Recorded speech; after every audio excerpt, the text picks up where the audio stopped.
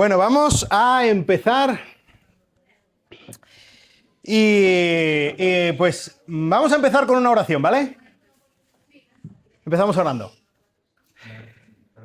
Padre nuestro que estás en los cielos, te damos muchísimas gracias por tu buen plan, por tu provisión, por tu generosidad, por tu arte, por el propósito y lo bien que tú has hecho todas las cosas, Señor. Te pedimos que tú nos ayudes a profundizar hoy en algo tan importante, tan constructivo y también tan destructivo como puede ser el sexo, Señor. Y te pido que tú nos ayudes a poder hablar de este tema tan importante como tú quieres que lo hablemos, con el respeto que tú quieres que lo hagamos, pero también con la valentía con que tú quieres que lo hagamos, Señor. Te lo pedimos en el nombre de Jesús. Amén. Muy bien, pues mira, tengo dos preguntas para empezar. Aquí. Dos preguntas. Número uno. ¿Cuántas veces has escuchado hablar de sexo en la iglesia? Nunca.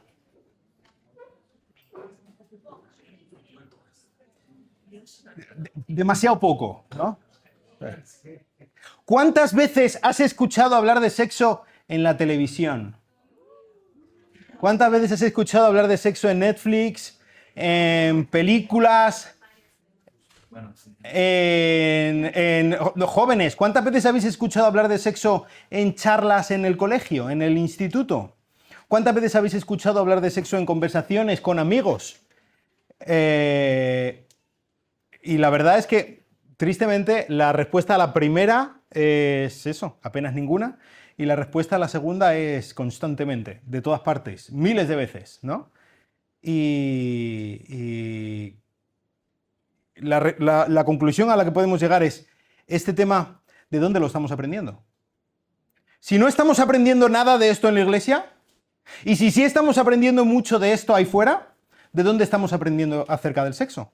Nuestra idea del sexo, ¿de dónde viene? 100% de donde no tiene que venir. Total y absolutamente. Y esto es una tragedia. Sin paliativos. Sí, porque la verdad es que si hay un sitio en el que se debería hablar de sexo, es este. Es aquí. Si hay un sitio del que deberíamos aprender acerca de sexo, es este. Es de aquí, de donde debería venir lo que sabemos, lo que vivimos acerca del sexo.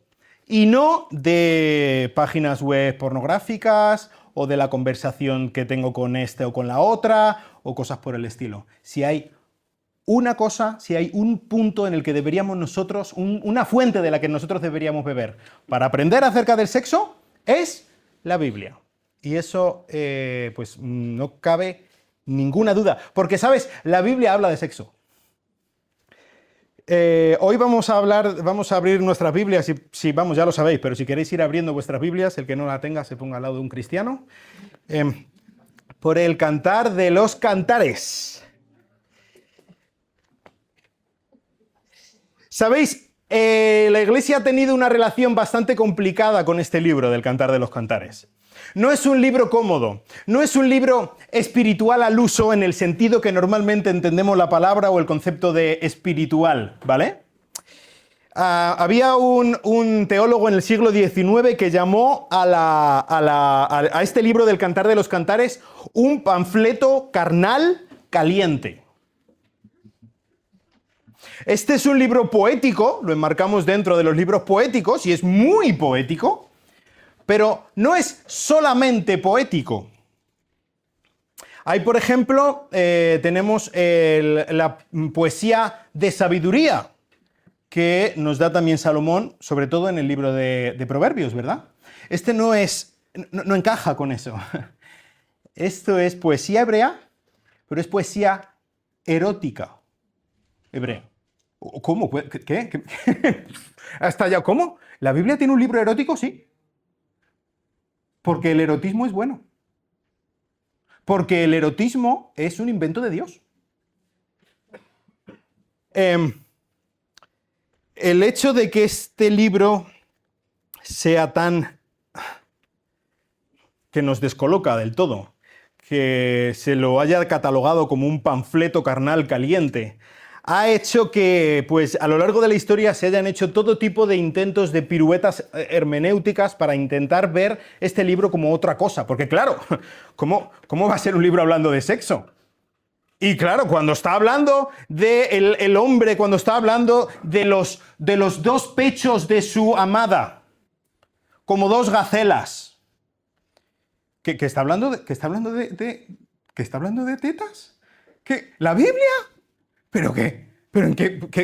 No puede ser. Entonces tiene que estar hablando... No. Que es que está hablando del Antiguo y del Nuevo Testamento. O está hablando de Moisés y de Elías, ¿no? Como el representante de los profetas y de la ley. No, señores. Está hablando de lo que está hablando. Y está bien que esté hablando de lo que esté hablando, independientemente de los prejuicios que nosotros traemos. Y es que, aunque no nos guste, muchas veces vemos la Biblia a través de un filtro que hemos heredado, que hemos aprendido, que no es bíblico. Vemos la Biblia a través de un filtro, específicamente aquí, de un filtro neoplatónico, en el que hablar de cuerpo, hablar de lo físico, específicamente, bajamos al barro, hablar de sexo, es malo. El sexo es pecado. El sexo es caca. No se puede tocar, no se puede. Si hay una razón por la que, pues, se podría practicar el sexo, es única y exclusivamente para tener hijos, y ciérrate los ojos y debajo la sábana y que no haya nada más de fricción de la necesaria para concebir. No, señor, esto es mentira. Y este libro es un canto a la belleza del sexo. Este libro es un canto al erotismo bien entendido, como debería ser entendido. Y el título es Pacto y Sexo. Y estos son los dos conceptos de los que vamos a estar hablando hoy. Pacto y sexo. Y vamos a estar viendo de qué manera estos dos están total y absolutamente vinculados. Ahí fuera se ve el sexo sin pacto, ¿verdad? Vamos a estar hablando un poco más acerca de eso hoy, y lo vemos en Tinder, en la pornografía, en relaciones promiscuas, en un aquí te pillo, aquí te mato, ¿no? Es sexo vacío de pacto, sin ningún compromiso.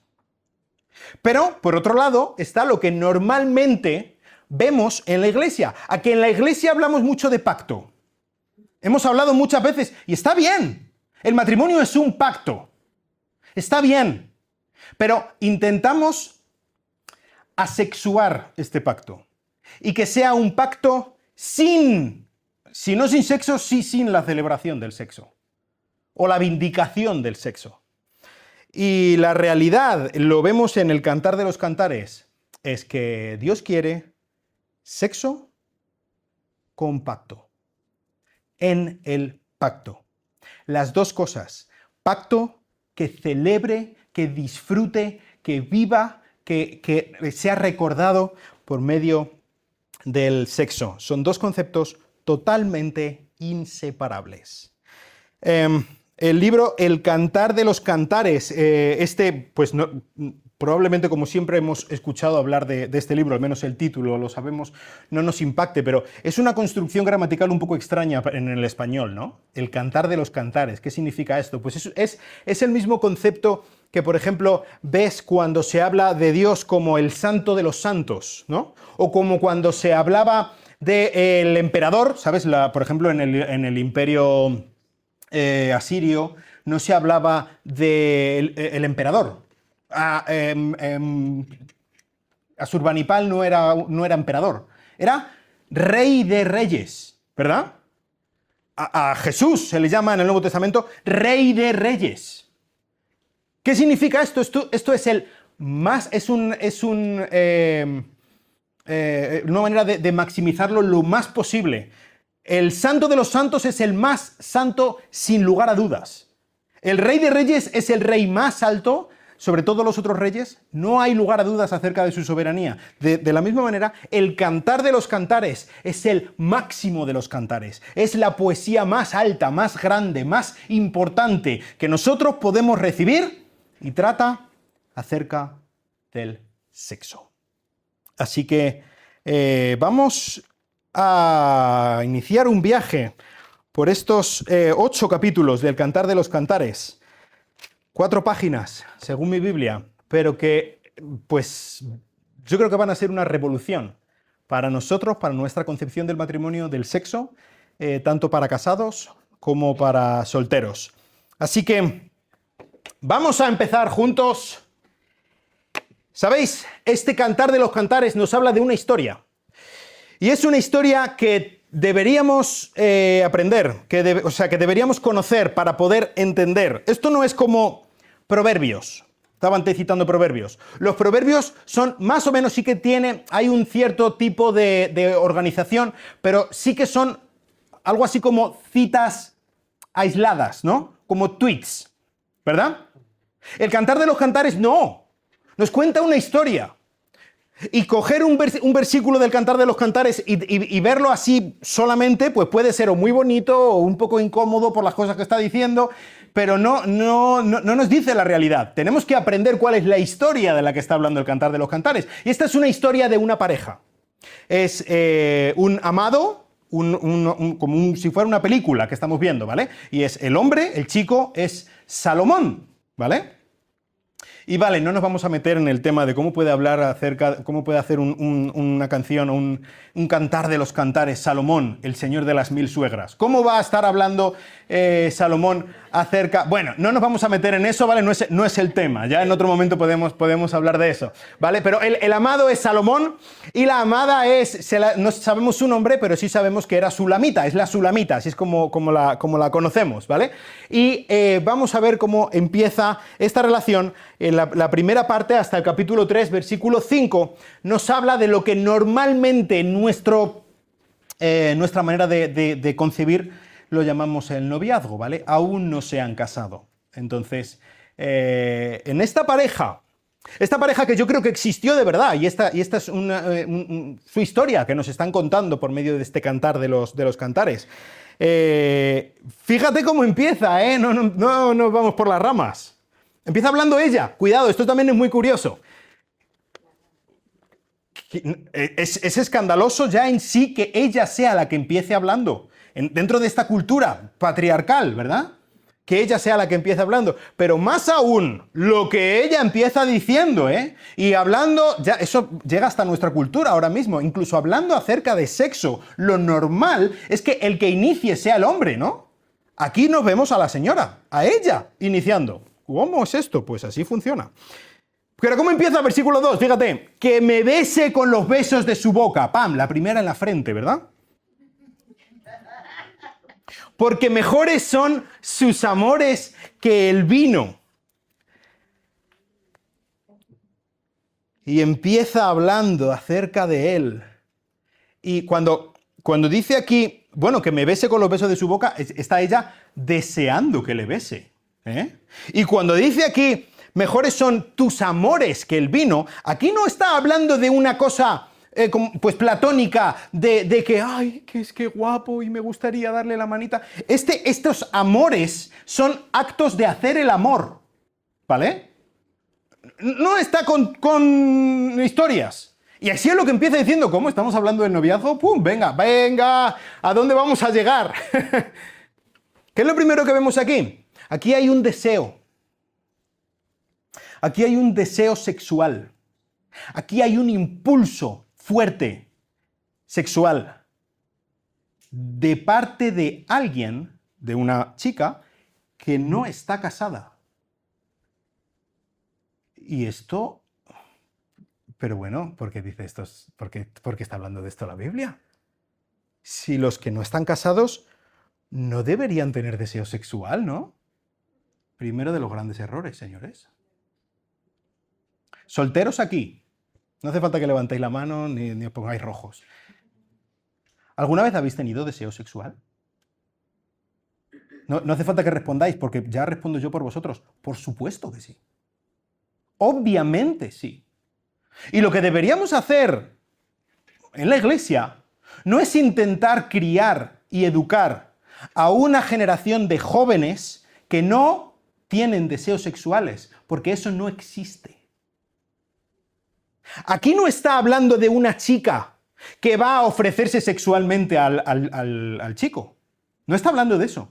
Pero está hablando de una chica que afirma la realidad biológica, la realidad creacional. Así es como Dios nos ha creado. ¿Sabes? Cuando Dios creó al hombre y la mujer, lo primero, la primera orden que Dios le dio es fructificad y multiplicaos. Y precisamente para esto nos dio, tanto a los hombres como a las mujeres, más a los hombres, es verdad, por nuestra composición hormonal, por la testosterona, pero también a las mujeres, deseo sexual. Así que la cosa no es intentar negar o intentar esconder, barrer debajo de la alfombra que los jóvenes, y más aún los jóvenes con las hormonas a tope, no tienen deseo sexual. La cosa es afirmarlo, darlo por supuesto, comprenderlo, entenderlo y encauzarlo correctamente.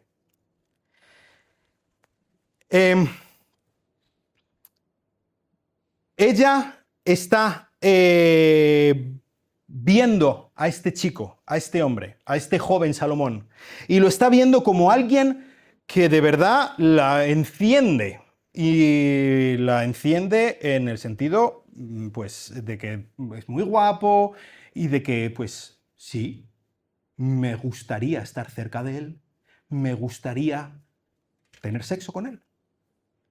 Esto es normal. Si piensas esto, si esta idea se te cruza por la cabeza, esto no es pecado.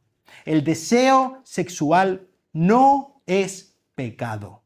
Y esto es algo que tenemos que entender desde el principio. Sí podemos usar el deseo sexual para pecar. Podemos dejarlo como un río que se desborde y que lo destruya absolutamente todo. Pero el deseo sexual en sí no es pecado. Ella empieza hablando acerca del chico pues estábamos hablando, está muy enamorada de él, pero a partir del versículo 6 empieza hablando acerca de sus carencias. Dice: no os fijéis en que soy morena, porque el sol me ha quemado, los hijos de mi madre se enojaron conmigo, me pusieron a guardar las viñas, yo no soy lo suficiente para él. Me siento insuficiente para él. ¿Quién no ha sentido esto para acercarse a alguien a quien ama? Esta vergüenza, yo no soy lo suficientemente guapo o guapa. Yo no puedo llegar hasta él. Esto es algo que, pues, lo hemos vivido todos, incluso solteros y casados. Lo vivimos, lo tenemos, este sentimiento de insuficiencia. Esto es completamente natural. Lo que está aquí describiendo la Biblia es la realidad, sin más. A partir del versículo 9 empieza hablando él, ¿vale? Y vamos a intentar comprender que hay un lapso de 3000 años desde que se escribió este libro, aproximadamente en el siglo X a.C. hasta ahora, ¿vale? Entonces, algunas de las imágenes que está aquí diciendo a nosotros nos parecerán un poco... ¿Cómo está diciendo esto? Pues fíjate, si yo a mi mujer le digo que es mi yegua entre los carros del faraón, pues a lo mejor me dice un par de cosas, ¿no?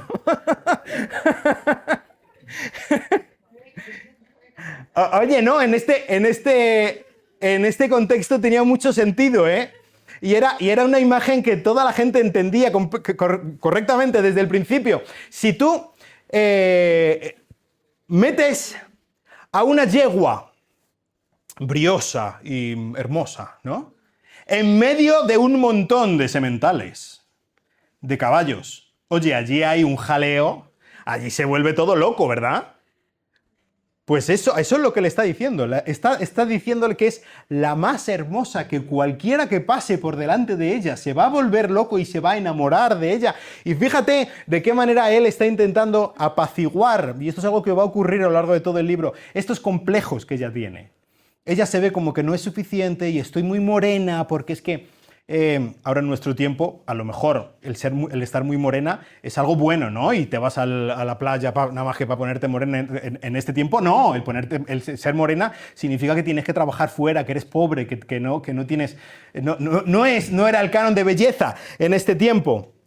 Pero él está alabando la belleza de esta mujer a la que se está sintiendo atraído. Él empieza a hablar. Fíjate, ¿dónde estás? Mira, versículo 15. Cuán hermosa eres, amada mía. Cuán hermosa eres. Y habla de sus ojos. Tus ojos son como palomas. Cuán hermoso eres, ella, amado mío, y cuán placentero.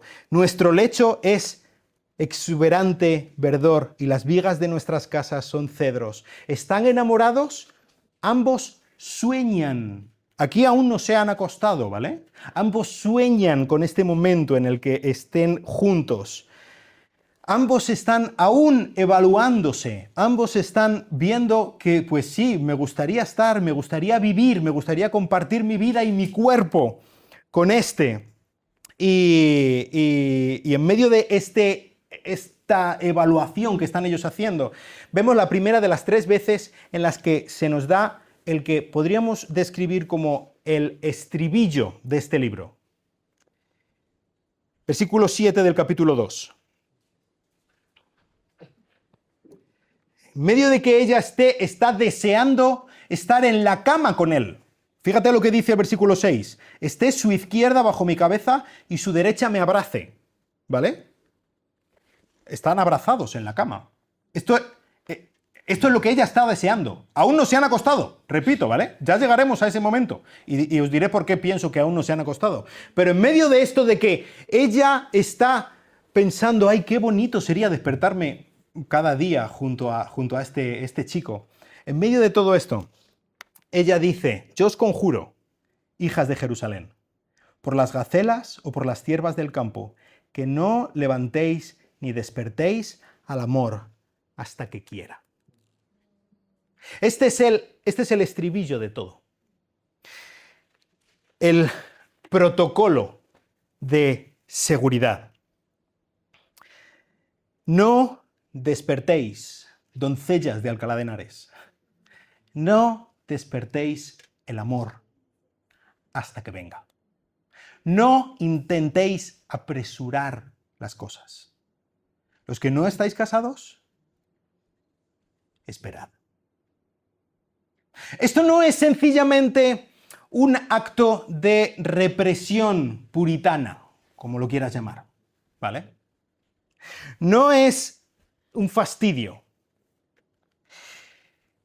No es que no tengas sexo porque el sexo es malo.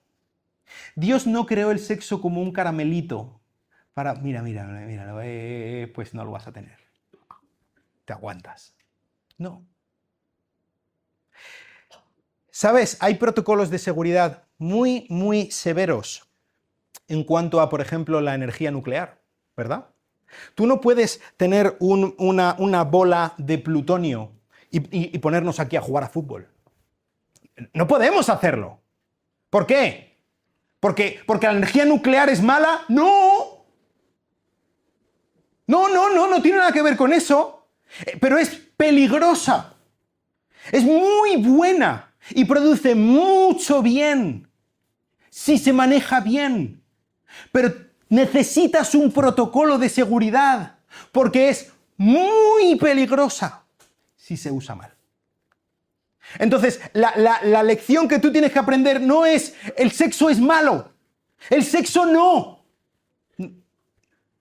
El sexo no, aún.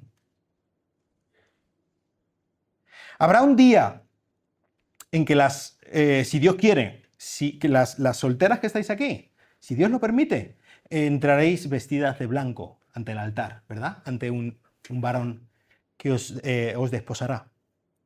Pero ahora mismo aquí no estáis vestidas de blanco. ¿Por qué? Porque es algo tan especial el vestido de novia que lo guardas para un momento en específico. Porque es donde tiene su lugar correcto.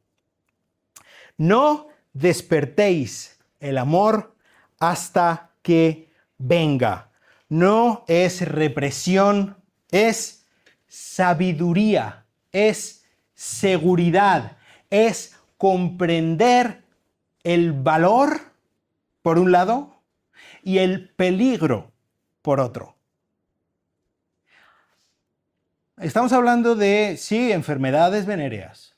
Estamos hablando de embarazos no deseados. Pero sobre todo estamos hablando de nuestro corazón, de tu corazón.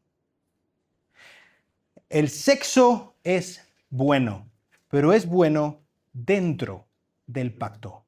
El pacto es el marco, es el protocolo de seguridad. No despiertes al amor, no despiertes al sexo, no fantasees, no lo busques si no estás dentro de este protocolo de seguridad.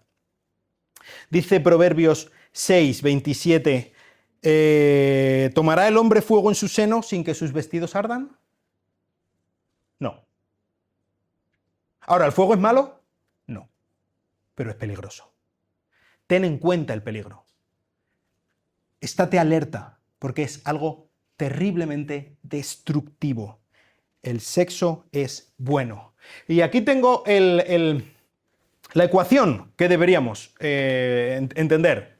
El sexo tiene que ser dentro de un pacto público de compromiso y exclusividad.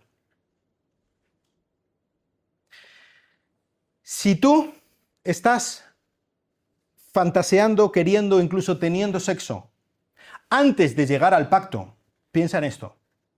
Cuando tú ya te hayas casado, si tú ya tienes la concepción y tienes el marco mental de que está bien el sexo fuera del marco del pacto, entonces, ¿qué problema hay en que tengas sexo con otra señorita o con otro señorito que no sea tu esposo o tu esposa? El protocolo de seguridad es necesario, pero debería ser tajante en este sentido. Dice cuando Dios creó al varón y a la mujer, y se unirá el hombre a su mujer. Dejará a su padre y a su madre, se unirá a su mujer. Y serán los dos una sola carne. Este es el pacto. Este es el protocolo de seguridad. Y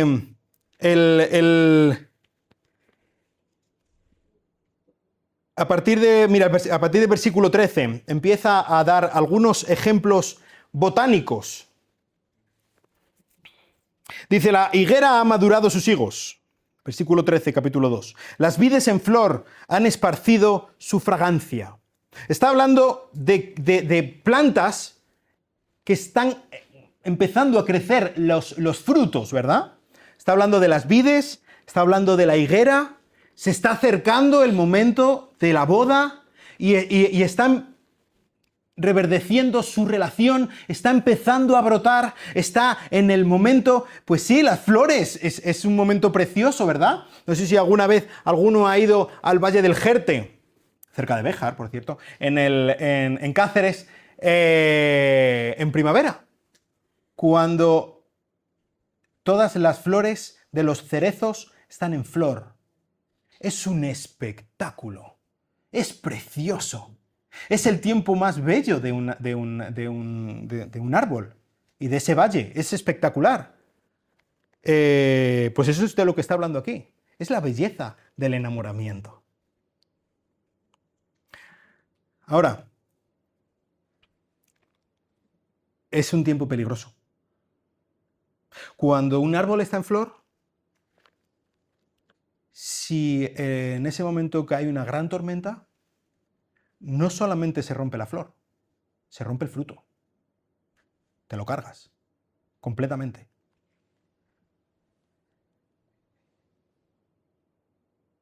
Versículo 14, paloma mía, en las grietas de la peña, en lo secreto de la senda escarpada, déjame ver tu semblante, déjame oír tu voz, porque tu voz es dulce y precioso tu semblante. Y fíjate lo que dice el versículo 15, cazadnos las zorras pequeñas que arruinan las viñas, pues nuestras viñas están en flor. Están en un momento crítico. Aún no se han casado, está la relación comenzando, está esta flor, es preciosa, es un momento bellísimo, ¿verdad? Con muchísimos sentimientos, con muchísima ilusión. Este es un momento precioso, pero es un momento crítico. Crítico. Y aquí habla de algunos peligros, que aquí los llama como zorras, ¿vale? No es lo primero que se te ha venido a la mente cuando has visto aquí que cuidado con las zorras, que también, pero ese no es el caso ahora mismo. No es el caso. Cuando está hablando de estas zorras, fíjate que no está hablando de zorras grandes, ¿no? Habla de zorras pequeñas. No habla de jabalíes. A lo mejor, pues yo me acuerdo, mi abuelo tenía vides, ¿vale? Y siempre andaba con los jabalíes, que venían los jabalíes y destrozaban las vides y se las comían, ¿vale? No está hablando aquí de eso, está hablando de las zorras pequeñas que vienen y destruyen las vides en flor, nuestras viñas. ¿Cuáles son estas zorras pequeñas? Pues son todas aquellas cosas que al principio, incluso antes de casarse, al principio de la relación, cositas pequeñas. Si tú tienes un vallado alrededor de tu finca donde tú tienes unas viñas, ese vallado puede evitar que entren animales grandes como un jabalí. Pero si es una zorra pequeña, por cualquier agujero se cuela. Y son cositas pequeñas que lo arruinan todo desde dentro y no lo ves venir. ¿De qué cositas pequeñas puede estar hablando? Pues la impaciencia física, por ejemplo. Querer consumir la uva antes que madure. Este peligro que estábamos hablando, el sexo sin pacto. La idealización. El empezar con cosas que a lo mejor poquito a poco, y esto también es válido para los matrimonios, poquito a poco van minando. No estamos hablando de un adulterio grande, no estamos hablando de algo, de una pelea con puñetazos, no estamos hablando de palabras, estamos hablando de cosas que pequeño, poco a poco van minando y no lo vemos venir. Soltero, soltera, no alimentes fantasías. El tener deseo es normal, es bueno, indica que estás vivo, ¿vale? El tener deseo. Estás vivo.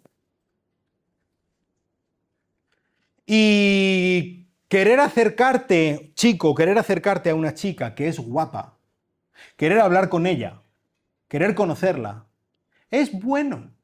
Y querer desear tener sexo con ella, no es malo, es natural. Así es como nos ha creado Dios. Ahora, la cosa es qué hacemos con ese deseo. Ese es el tema. Jesús dijo, el que mira a una mujer para codiciarla, ya ha adulterado con ella en su corazón. Ten cuidado hacia dónde te llevan tus pensamientos. Corta. En el momento en el que tu mente está yendo más allá de lo que debe. No es que lo intentes como que el deseo en sí sea malo, pero sí a dónde te lleva.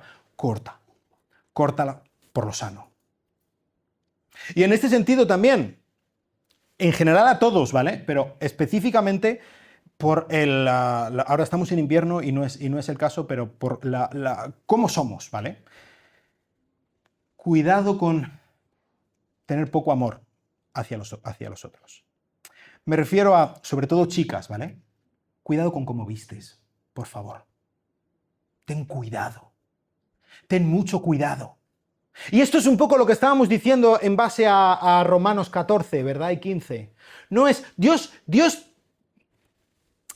¿Es un pecado especial el ponerte una falda que suba de la rodilla? ¿Hay un versículo en la Biblia que hable de eso? Pues no. Pues no. Claro que no.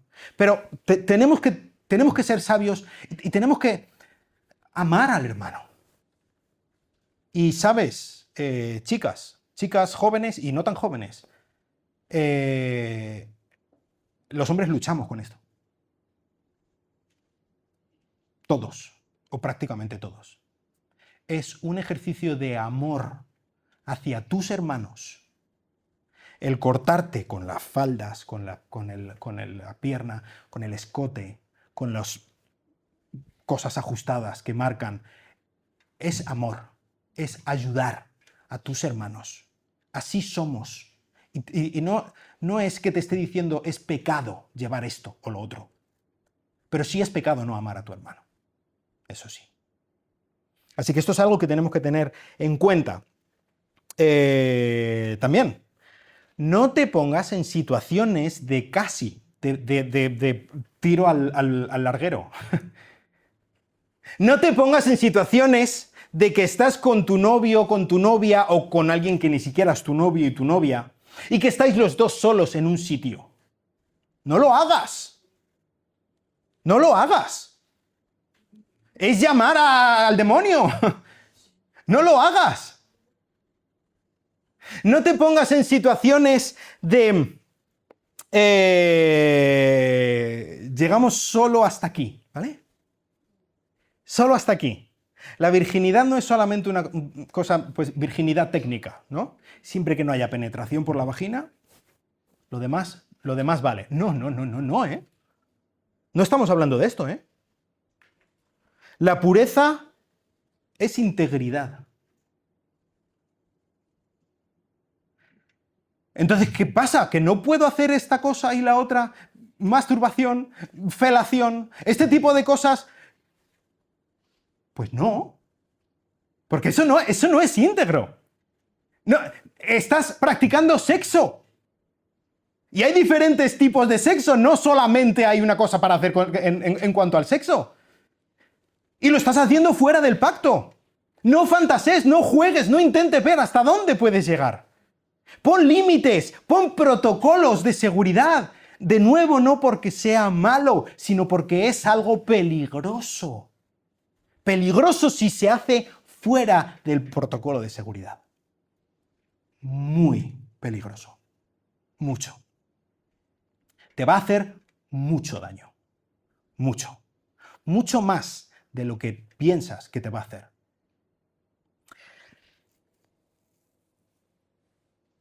Un poco más adelante, que vamos a llegar después, hay unas palabras que dice, ahora vamos a llegar, pero en el capítulo 4, versículo 12, y hace referencia a esto. El amado, ya en la noche de bodas, dice algo acerca de ella. Se lo dice, huerto cerrado eres, hermana mía, esposa mía. Huerto cerrado, fuente sellada. Está hablando de la virginidad, aquí. Él está disfrutando, él está celebrando que ella es virgen. Y aquí hay mucho más que sencillamente que no ha tenido sexo antes. Hay mucho más. Simplemente a lo que quiero llegar es que esto no es un no porque no. Es un no porque te aseguro que merece la pena. Te aseguro que estarás pifiándola por todo lo alto, cometiendo un terrible error si no aplicas este protocolo de seguridad. Va a merecer la pena esperar. Te aseguro que va a merecer la pena esperar. He conocido a mucha gente que se ha arrepentido por hacer lo que no debía, por saltarse este protocolo de seguridad. Ahora te digo, no he conocido a una sola persona que se arrepienta de no haber respetado este protocolo de seguridad. Nunca. No sé si tú has conocido alguno. Yo, nunca. Jamás. Ah, qué tonto fui, que mira que podría. Jamás. Nunca. Quizá eres soltero y ya has caído. No eres virgen. Técnicamente ya no eres virgen. De nuevo, te digo, no estoy hablando de virginidad técnica. Estoy hablando de integridad. Puedes darle a tu cónyuge cuando te cases tu segunda virginidad, porque has decidido que vas a hacerlo bien. Desde ahora en adelante no hay ningún pecado imperdonable. Dios perdona. Lo digo muchas veces, el confesar traduce la palabra homologeo en el griego, que es decir lo mismo. Te pones de acuerdo con Dios en que tu pecado es terrible. No hay excusas. Pero también te pones de acuerdo con Dios en que está pagado. Cristo ya lo ha pagado. No tienes que vivir el resto de tu vida lamentándote, fustigándote porque has hecho lo que no debías. No. Está pagado. Cristo lo ha hecho. Bendito sea Dios. Bueno, pues, ¿qué os parece si pasamos a la boda? A partir del capítulo 3, versículo 6, pasamos al momento de la boda, el día tan soñado, tan esperado, y aquí llegamos primero los primeros versículos al cortejo de la boda. Y aquí vemos como, a partir del versículo 6, ella lo ve cómo llega. Y claro, hablamos de Salomón. No es como, a ver, con todo lo bonito que fue en el convento de San Francisco, allí en Béjar, cuando nos casamos Rebeca y yo, pero yo no llegué como Salomón, hombre, tú me dirás, con una litera, 60 valientes alrededor, con la espada y tal, habría molado, pero no fue el caso, ¿vale? Pero... No, pero fue más bello todavía, porque estaba yo allí esperando y la vi llegar a ella. Y aquí está llegando él donde ella, según era la costumbre de la época. Y pues está describiendo qué es lo que ve, cómo es la belleza de todo el esplendor de todo lo que está sucediendo a su alrededor. Y tampoco vamos a meternos mucho en todas estas descripciones porque vamos a entrar en faena. Capítulo 4. A partir del capítulo 4 ya ha pasado el tiempo de la ceremonia, ¿vale? Ha llegado ya él donde ella, pues no sé exactamente, obviamente no había un cura, pero en el templo, a lo mejor todavía no había construido Salomón el templo, pero ya había sido toda la ceremonia y ahora están los dos, están solos. A partir del capítulo 4 tenemos la noche de bodas. Es el gran momento. Aquí están solos. Y todo lo que estaba diciendo antes. Protocolo de seguridad. Aquí este protocolo de seguridad se acabó. Ya no hay protocolo de seguridad. Hay pacto. Están casados. Aquí no hay más límites que los que ellos pongan. Punto. Y aquí vemos el momento en el que él, por primera vez, ¿sabéis? En este tiempo, las novias venían no con un velo como ahora, que es así una cosa muy bonita, como de redecilla y tal, que enmarca su blanco rostro y qué bonito todo, ¿no? No, allí era un velo que no se la veía. O sea, ella llega con el velo como si fuera un burka y no se la ve. Y entonces él la descubre por primera vez, ¿no? Y está maravillándose de lo que está viendo y fíjate cómo va describiendo cada parte de su cuerpo de una manera muy poética y muy bella. A lo mejor, de nuevo, a nosotros algunas comparaciones nos parecen un poco extrañas y nos chirrían porque no vivimos en su mismo tiempo, pero son comparaciones muy bellas y habla, tus ojos, versículo 1, son como palomas detrás de tu velo. Tu cabellera como rebaño de cabras que descienden el monte Galaad. Imagínate que le digo yo eso a mi mujer, qué bonito.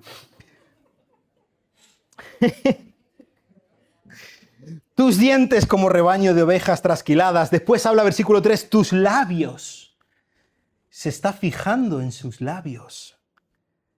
Estos labios que dice al principio en el capítulo 1, versículo 2, que desean besarlo, ya son suyos. Ahora estos labios los puede besar hasta erosionarlos. Tus mejillas como mitades de granada, tu cuello como la torre de David. Y claro, según la va describiendo y según la va viendo y según la va admirando, la va desnudando. ¿Por qué digo esto? Porque fíjate lo que dice versículo 5. Tus dos pechos, como crías de mellizas de gacela que pacen entre los lirios. ¿Vale? Ya no sigue describiendo, ¿vale? Aquí ya entramos a censurado, ¿vale? Probablemente su poesía dentro de su intimidad siguiera, pero ahora, como veis, no hay límites. Antes era un deseo sexual que por medio de este protocolo de seguridad tenían que reprimir. No quiero hacer lo que no debo. Entonces sí me gustaría, claro que me gustaría, pero no. Ahora ya eso se ha acabado. ¿Por qué? Porque están dentro del pacto. Dentro del pacto, barra libre. Y todo esto culmina, versículo 7, toda tú eres hermosa, amada mía, y no hay defecto en ti. Él está contemplando el cuerpo desnudo de ella. ¿Os acordáis en Génesis? Cuando Dios crea al hombre y la mujer, y los dos están desnudos, y no se avergüenzan. Ahí está. El Cantar de los Cantares, vamos a ver más cosas, pero en un cierto sentido nos está haciendo volver, está apuntando hacia Edén, y está diciendo, señores, señoras, dentro de vuestro matrimonio podéis volver a Edén. Podéis revivir aquello. Y no solamente volver al pasado reviviendo aquello, estaban desnudos y no se avergonzaban, sino de una manera que, como luego vemos en el Nuevo Testamento, todo esto apunta hacia el futuro, hacia el momento en el que viviremos en un nuevo Edén.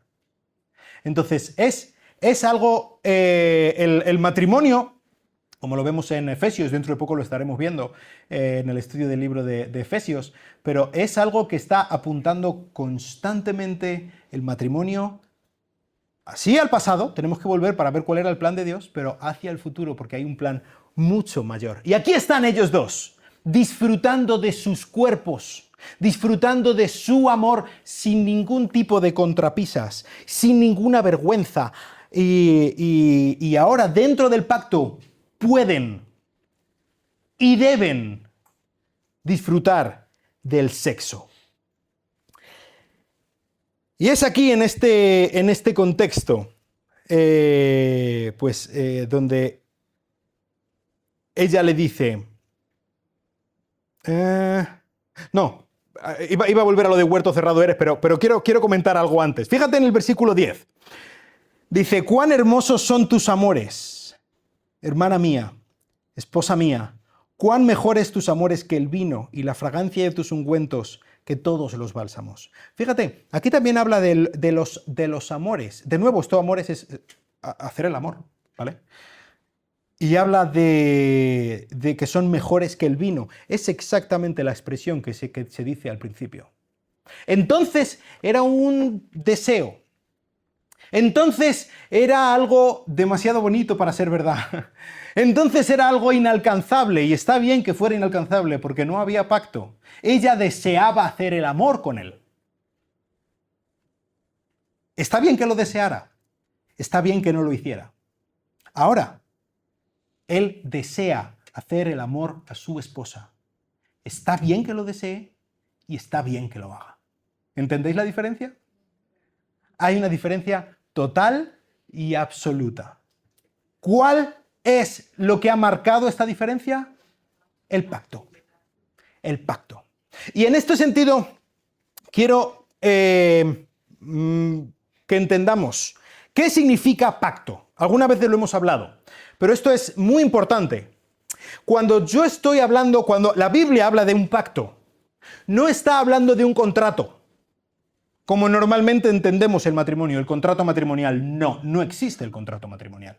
A lo mejor en la ley existe. En la Biblia, en el plan de Dios, no existe el contrato matrimonial, al menos según nuestro concepto de contrato. ¿Qué es un contrato? Yo tengo un contrato con O2, ¿vale? Si yo mañana quiero salirme de O2, por la razón que me dé a mí la gana, me cojo, les llamo y le digo hasta luego, chavales. Y ya está. Y se ha acabado. ¿Cuál es la vinculación del contrato? Que yo quiera y O2 quiera. ¿No? Yo pago y me da un servicio. Yo dejo de pagar, me deja de dar el servicio. Me deja de dar el servicio, yo dejo de pagar. Punto. ¿No? Esto no es lo que pasa en el matrimonio. En el matrimonio lo que ocurre es un pacto. No es tú me das lo mío y yo te doy lo tuyo. No es una transacción. No es una cosa de que si yo te pago, tú me pagas. O yo te doy para que tú me des. No. El matrimonio es un compromiso por cada una de las partes. Y yo me comprometo delante de los testigos y delante de mi Dios de que yo voy a ser fiel a mi esposa, que yo voy a amar a mi esposa. No estamos hablando del enamoramiento del que hablábamos al principio. No estamos hablando sencillamente de, oh, qué guapa es y que deseo estar. No. No digo que no tenga nada que ver el deseo, sí tiene mucho que ver el deseo, pero no en ese sentido. Yo me comprometo a amar a mi esposa. Y esto no es porque ella me pague. Yo me comprometo y lo hago porque me he comprometido. ¿Y qué pasa si ella no me da lo que yo pienso que merezco o que debería? Porque yo me he comprometido. Y yo no la voy a amar en base a lo que ella me da, sino en base a lo que yo me he comprometido. Esto es la manera en la que Dios nos trata a nosotros, ¿eh? Él se ha comprometido a amarnos. Este es el significado de la palabra Gesed en hebreo, ¿verdad? Que hablamos algunas veces acerca de ello. Es el amor pactado. Es que Dios nos ama porque lo ha decidido. Ha tomado la decisión, hay un pacto por medio, se ha comprometido a amarnos y no nos ama por lo que hacemos, sino a pesar de lo que hacemos. Nos ama porque Él se ha comprometido a hacerlo. Este es el pacto. Aquí es donde el sexo es seguro. Este es el momento en el que yo me he comprometido, pase lo que pase, haga lo que haga mi cónyuge, a amarla. Dentro de esta seguridad, yo me puedo desnudar.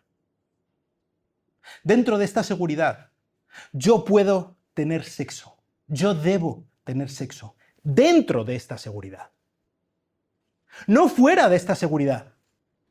El sexo es como dar un cheque.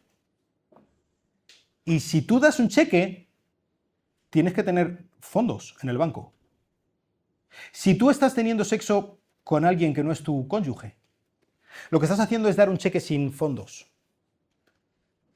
Y eso deja vacío y eso te destruye por dentro. Pero si tú das un cheque con fondos, eso es real, eso es auténtico. Ahí sí. Cuidado, porque si el sexo no lo tratamos como lo que es dentro del matrimonio, se convierte en idolatría. Se convierte en algo que no solamente es algo que Dios prohíbe, sino que en algo que, y muchísima gente es esclava de esto, te reclama, te pide más, siempre más. Nunca será suficiente. Tu misma identidad estará enraizada en el sexo. Y el sexo es precioso, y el sexo es valioso, pero el sexo no es Dios. Dios es Dios. Y Dios nos ha dado el sexo. Y es aquí en este marco en el que sí, habla Salomón y dice, huerto cerrado eres, hermana mía, esposa mía, huerto cerrado, fuente sellada. Estamos hablando, sí, ha merecido la pena la espera, ¿no? Como estábamos diciendo antes. Habla de virginidad, pero También habla, en el mejor de los sentidos, ¿vale? Entendedme, habla de propiedad, de legitimidad. Esposa mía, amada mía. No es solamente que no hayas estado con nadie antes que conmigo. No es solamente que tengas una virginidad técnica, como estábamos diciendo antes, ¿no? No se haya roto el himen. Y ya ese es el criterio. No, no estamos hablando de eso. Estamos hablando de que ahora ella es de él. Y él es de ella. Hay exclusividad. Hay propiedad. Ellos se entregan el uno al otro. Sin cortapisas, sin peros. Se entregan sin excusas entre ellos y a nadie más. Este pacto no solamente es un protocolo de seguridad entre ellos, para que el sexo no haga daño. También es la barrera, es el muro dentro del cual ellos pueden ser libres. El tener un pacto hace que tú puedas entregarte sin miedo. Porque eres de tu marido, de tu esposa, y ella es tuya. Y no hay nada más. No tienes que competir con nadie, no tienes que compararte con nadie, no tienes que pedir perdón por ser quien eres, no tienes que avergonzarte, luego hablaremos más acerca de eso, por este Michelin o por esta cana. No hay nadie más. Estás tú y tu cónyuge. Sois el uno del otro, total y absolutamente.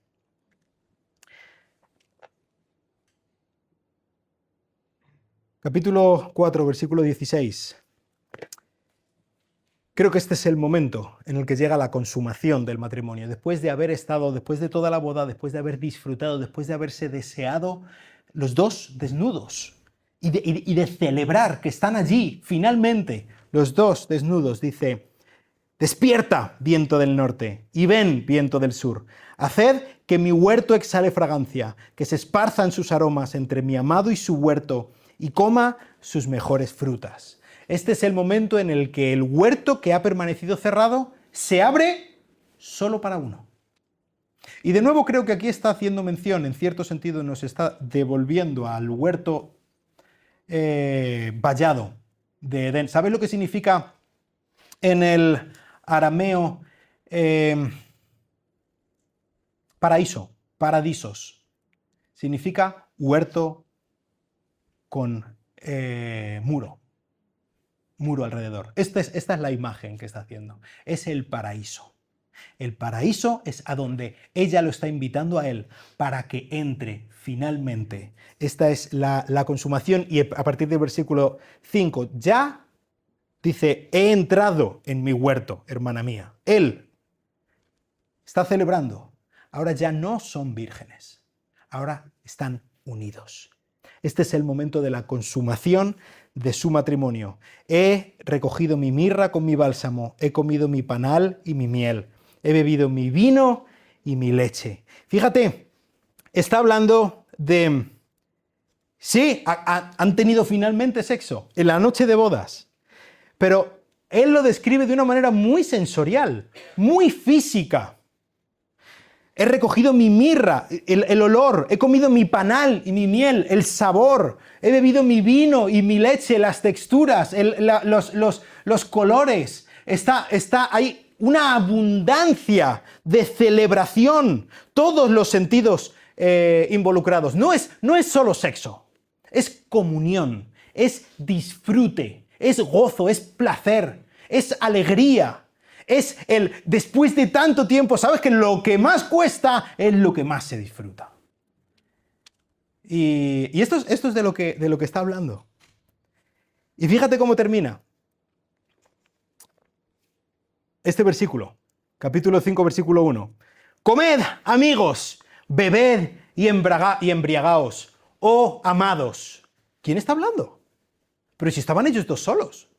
Están en la cámara nupcial, ¿qué pasa? Hay un agujero, hay un tío ahí mirando, el suegro está mirando que... No está hablando de eso. Es Dios. Él está allí viéndolo.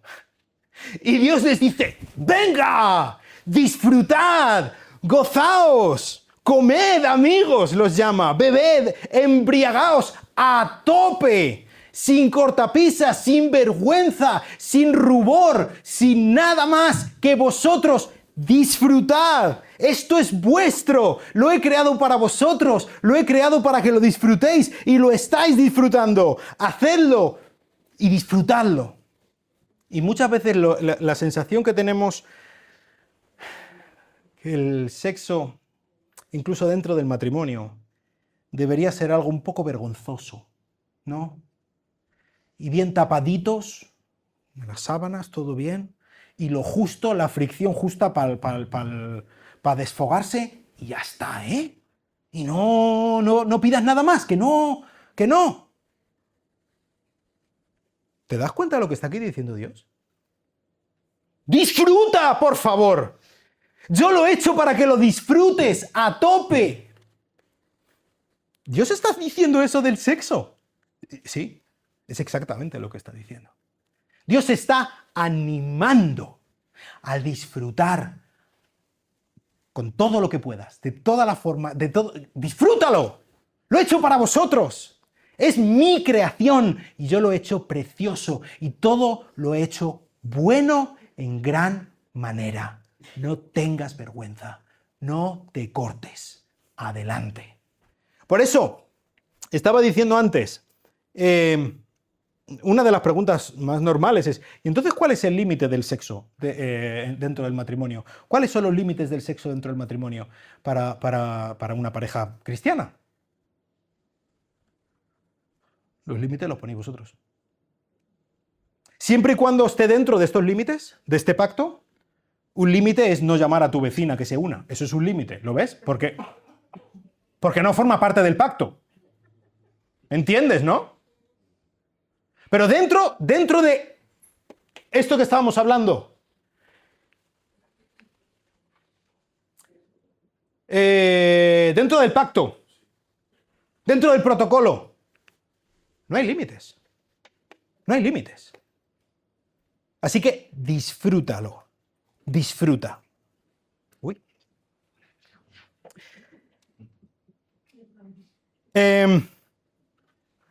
Dice, de nuevo, Génesis 2:24, se unirá el hombre a su mujer y serán una sola carne. Esta es una unión física. Esta es, incluso en Génesis 2:24, esta unión lo habla como parte de la imagen de Dios. El hecho de que Dios nos haya hecho a su imagen afirma que somos diferentes, el hombre y la mujer. Dios ha creado el sexo como algo para disfrutarlo.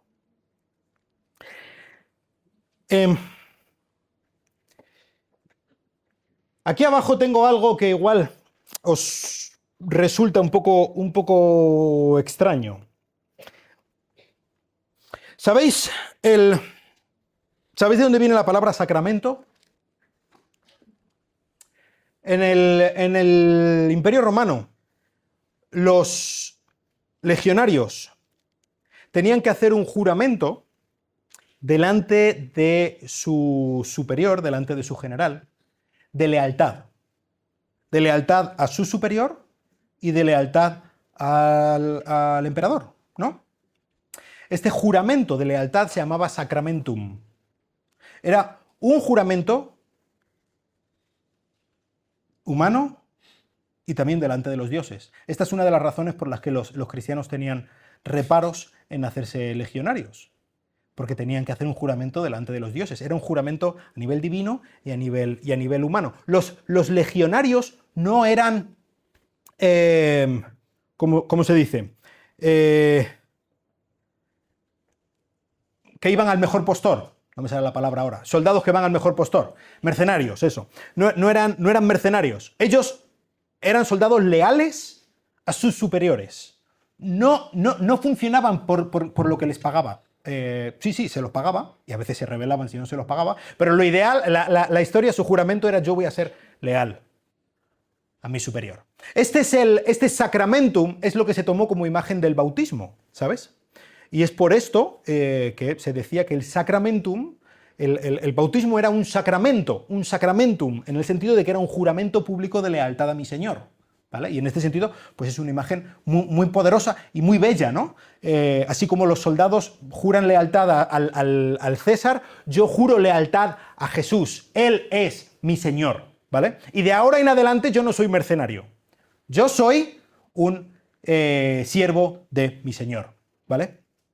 Pero también el sacramentum se aplicó a pues lo que llamaban la Eucaristía, la cena del Señor, ¿verdad?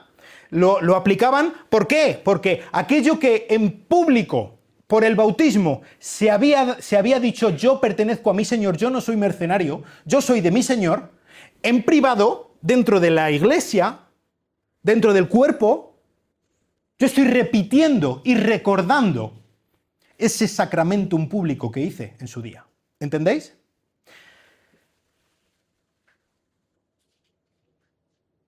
Normalmente, históricamente, así sigue siendo hasta hoy en día.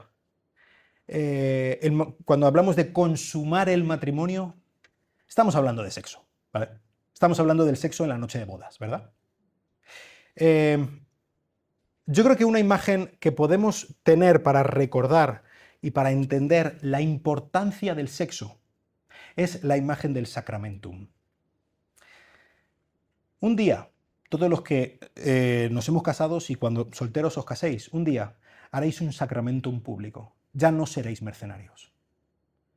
Vuestra lealtad estará a vuestra esposa o a vuestro esposo. Y esto lo haréis públicamente, como un sacramentum delante de todos. Ahora, este sacramentum también tenemos que rememorarlo, tenemos que recordarlo. Eso es la consumación. Y eso ocurre con nuestros cuerpos cada vez que dentro del pacto, los que hemos hecho este sacramentum, tenemos sexo. Esto es el sexo. El sexo es una manera física en la que nos volvemos a decir con nuestros cuerpos el pacto, los votos que hemos hecho cuando nos casamos. ¿Entiendes? Y esta es la razón por la que no tiene ningún sentido si tú lo haces sin haberte casado. Estás afirmando algo que no es verdad. Tu cuerpo está hablando una mentira. Pero este es el sentido en el que el sexo es la liturgia del matrimonio, digamos. Es el recordar, es el redecir. Y nuestros cuerpos, muchas veces tenemos lo que podemos llamar la teología del gusano.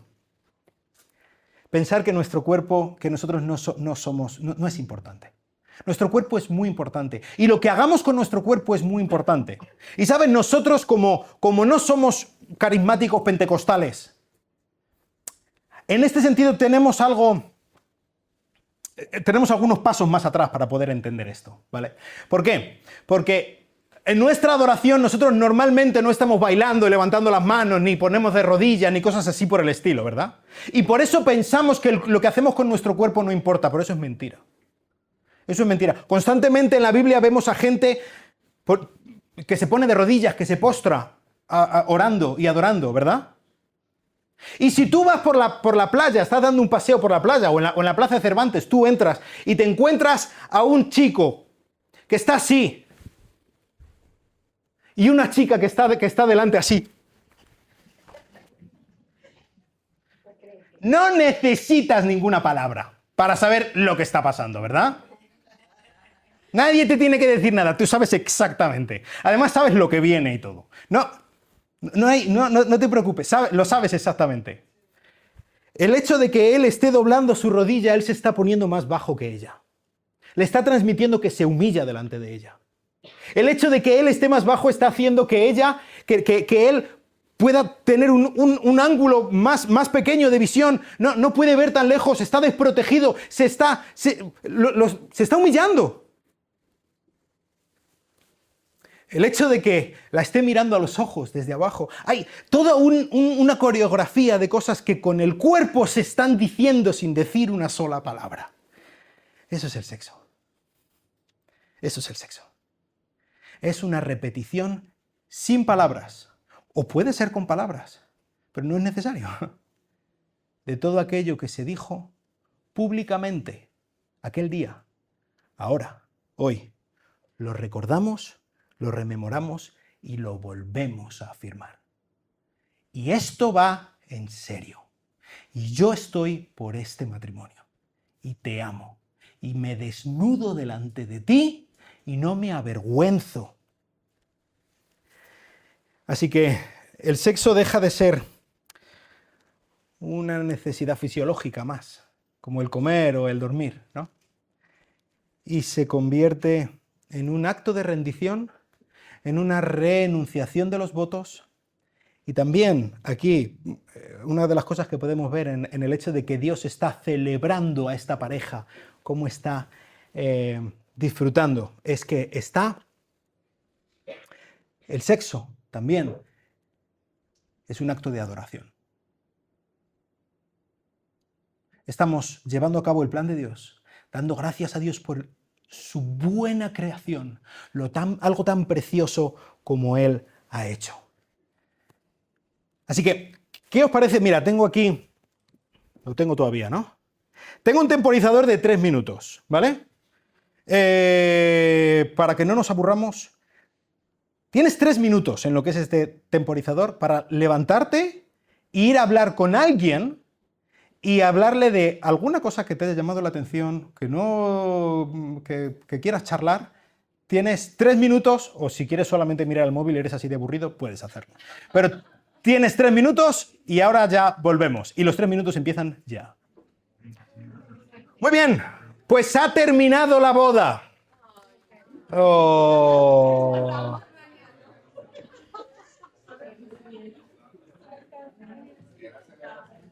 Termina la boda, uy. Normalmente los cuentos tenemos, ¿no? Se casan y vivieron felices y comieron perdices, ¿no? Termina la boda, empieza la vida. Y así es como funciona. Ah, amigo. Conflicto. Se acaba la boda, termina la luna de miel y llega la cruda realidad. Y de nuevo, esta cruda realidad también tiene que ver con el sexo. Y vamos a estar viendo qué es lo que pasa en esta relación después de su luna de miel, después de todas las flores y el entusiasmo de los primeros tiempos. 5:2. Yo dormía, pero mi corazón velaba. Está hablando ella, ¿vale? Una voz. Mi amado toca la puerta. Ábreme, hermana mía, amada mía, paloma mía, perfecta mía, pues mi cabeza está empapada de rocío, mis cabellos empapados de la humedad de la noche. Él llama a la puerta. Ella está dormida, ya. Y él llega tarde, pues no sabemos a lo mejor venía de estar trabajando, de estar lo que sea. Pero él viene a la puerta, ella está en la cama, él llama a la puerta. Sabemos lo que viene, ¿no? Viene él a la cama, está ella, acabamos de venir de una escena tórrida y pues, ¿qué es lo que va a pasar? Pues fíjate lo que dice ella. Me he quitado la ropa. ¿Cómo he de vestirme de nuevo? Estoy en pijama, hombre. Me he lavado los pies. ¿Cómo los volveré a ensuciar? No dice me duele la cabeza, pero casi. ¿Te das cuenta? Mi amado metió su mano por la abertura de la puerta y se estremecieron por él mis entrañas. No sabemos cuál es la naturaleza del problema que hay aquí, pero vemos que hay un problema. Y una de las maneras en las que este problema se manifiesta es que hay excusas. No hay sexo. Hay excusas. Ella da excusas, pues eso, un poco tipo dolor de cabeza, ¿no? Ya me he puesto el pijama, ya me he lavado los pies, que no, hombre, ahora Em, y ella de verdad que siente algo por él, o sea, no es que la haya dejado de querer ni nada, porque dice que metió la mano metió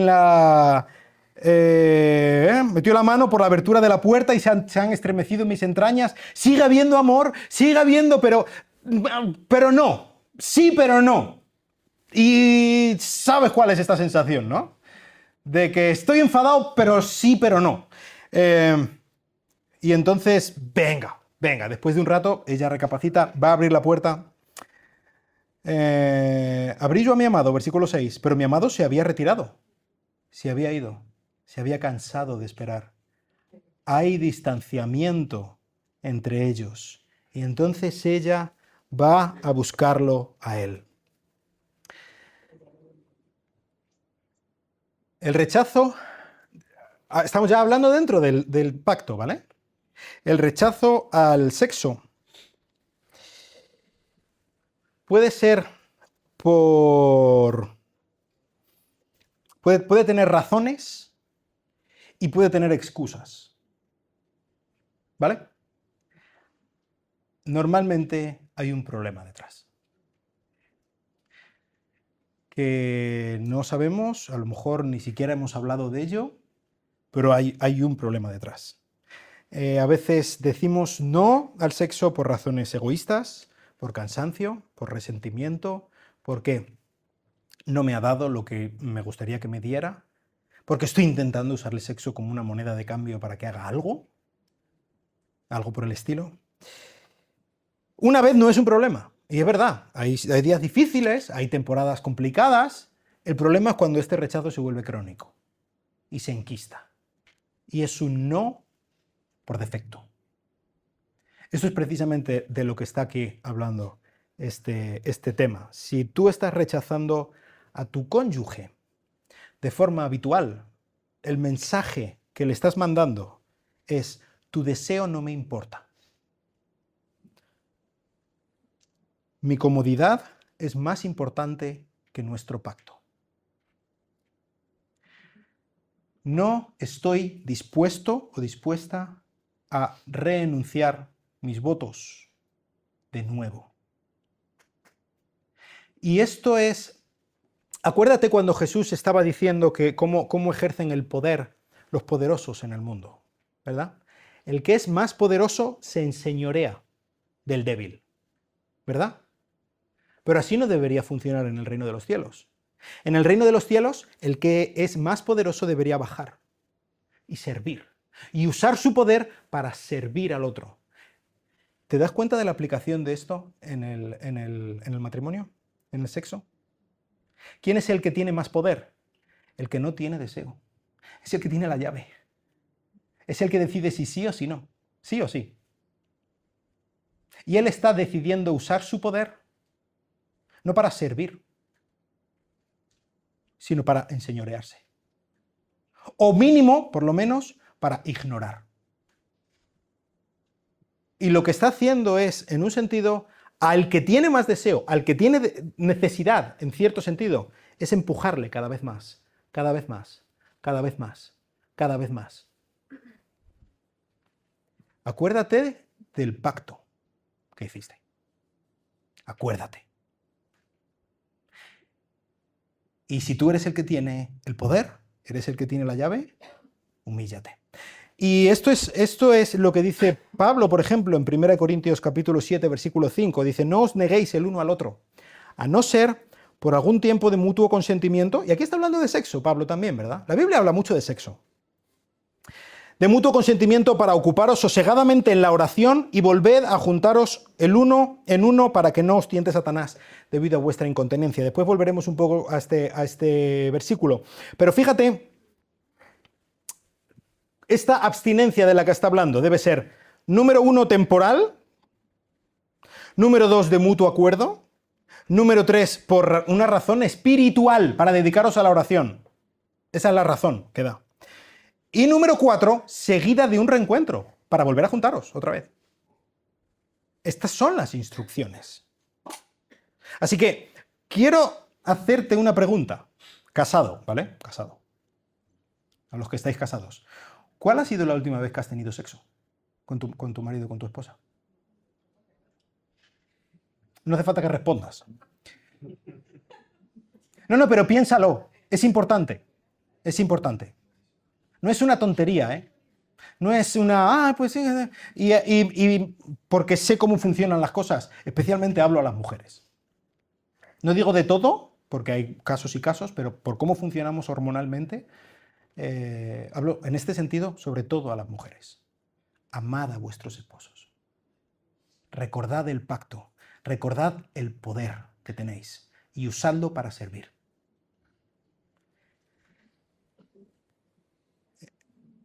Él se ha ido. Ella va detrás de él y va a buscarlo. Y lo está buscando por todas partes. Y fíjate, versículo 9, le preguntan, ¿qué clase de amado es tu amado? Lo va buscando, se me ha ido. ¿Qué ha pasado? Ha venido a mí, yo lo he rechazado y entonces se ha ido. Y entonces le pregunta, ¿quién es? ¿Y quién es tu amado? Que digo yo, no conocen al rey, no saben qué, pues yo qué sé. Pero bueno, y fíjate cómo lo describe ella. Atención, cuidado, versículo 10. Mi amado es resplandeciente y sonrosado, distinguido entre 10.000. Su cabeza es como oro, oro puro. Sus cabellos como racimos de dátiles, negros como el cuervo, etcétera, etcétera. Una descripción espectacular que da de él. ¿Te das cuenta que estaba enfadada? Tú dirías, esposas aquí, ¿tú describirías así a tu marido estando enfadada con él? ¡Vamos, hombre!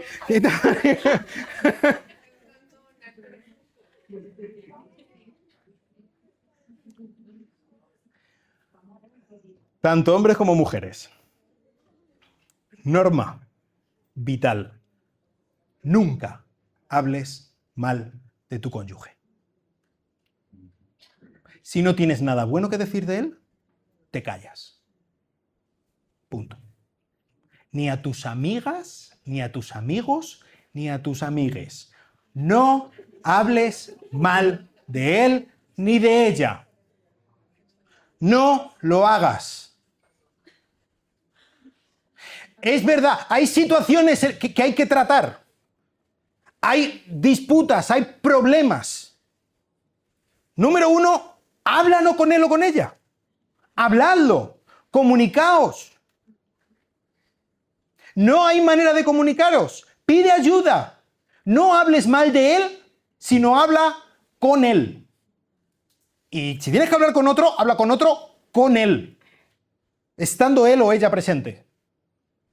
Pero nunca, bajo ningún concepto, ni para pedir oración, no hables mal de él ni de ella.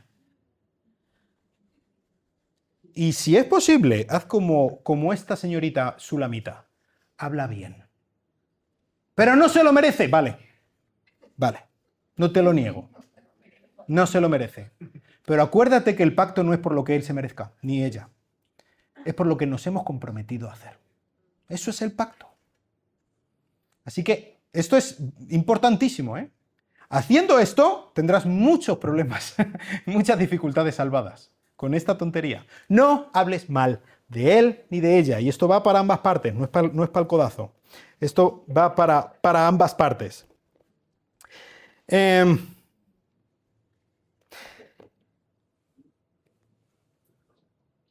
Capítulo 6. Fíjate que después de haberlo descrito con todas estas cosas, que, a ver, la descripción es todo el resto del capítulo 5, ¿eh? Habla de sus mejillas, de sus labios, de sus manos, de su vientre, de sus piernas, de su paladar, o sea, esto es una fiesta, ¿no? La descripción que da de él es espectacular. Y luego, fíjate que parece ser que luego dice, ¿a dónde se ha ido tu amado, oh la más hermosa de las mujeres? Le preguntan a ella, ¿a dónde ha ido? Y parece que ella ya sabía dónde estaba. Mi amado ha descendido a su huerto. Parece que él lo sabía. Y esto, creo que una de las cosas que nos hace ver es que la desconexión entre ellos era más emocional que física. Sí sabía dónde estaba. Lo que pasa es que no quería ir donde él estaba. Y esto, pues, podemos entenderlo, ¿no? Y fíjate que este abismo que los separa a los dos, cuando realmente se ponen a intentar resolverlo, no es tanto. Cuando ella, que ya decide ir a verlo a su huerto, donde está él